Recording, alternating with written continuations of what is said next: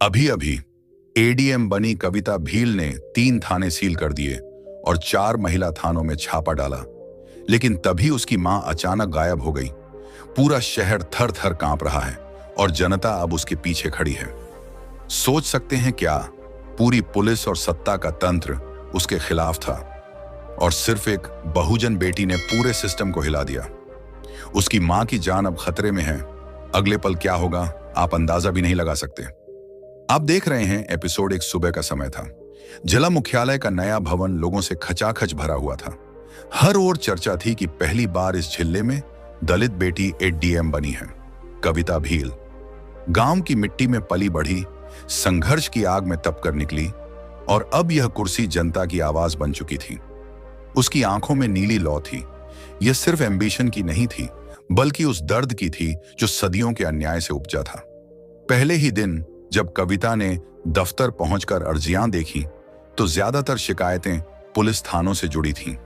महिलाओं की रिपोर्ट दर्ज नहीं होती, दलित युवकों को झूठे केस में फंसाया जाता और बिना रिश्वत एफआईआर तक नहीं होती। एक महिला ने लिखा था, मैं 3 महीने से अपने पति की मारपीट की शिकायत दर्ज करवाने गई हूं, लेकिन मुझसे पैसा मांगा गया।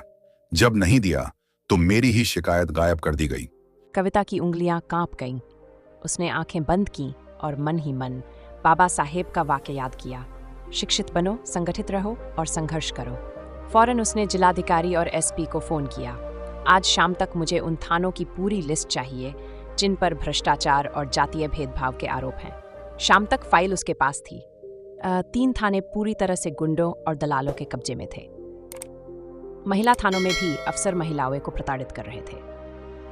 अगली सुबह कविता का काफिला निकल पड़ा। जनता सड़कों पर थी। लोग चीख चिल्लाकर कह रहे थे, देखो वही है, वही लड़की जिसने सांसद को थप्पड़ मारा था। पहले थाने में पहुंचकर उसने शो से गरजते हुए कहा, राजनीति नहीं, यह संविधान का सवाल है। जब संविधान कहता है कि हर नागरिक बराबर है, तो आप किस अधिकार से भेदभाव कर रहे हैं? लोग बाहर नारे लगाने लगे, जय भीम, संविधान जिंदा है। 3 थाने सील किए गए। 4 महिला थानों में छापे पड़े।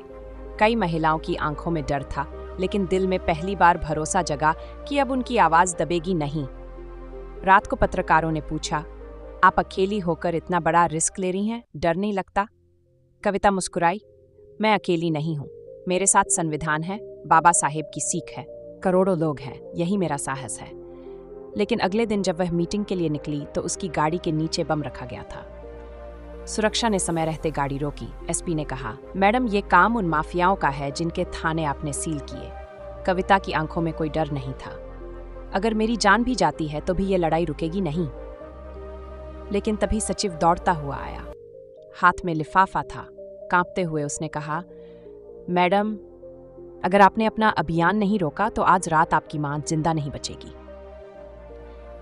कविता की उंगलियां कांप गईं, लेकिन चेहरा इस्पात जैसा कठोर था। अगर मेरी मां को छूने की कोशिश की तो मैं पूरे प्रदेश की नींव हिला दूंगी। भीड़ में सन्नाटा था।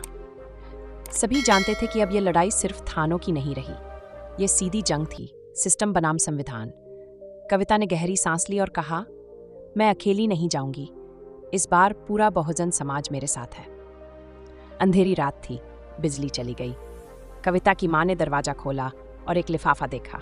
उसमें लिखा था, अब बहुत बोल लिया, अगली बार संसद नहीं, सीधा। कविता की सांसें रुक गईं।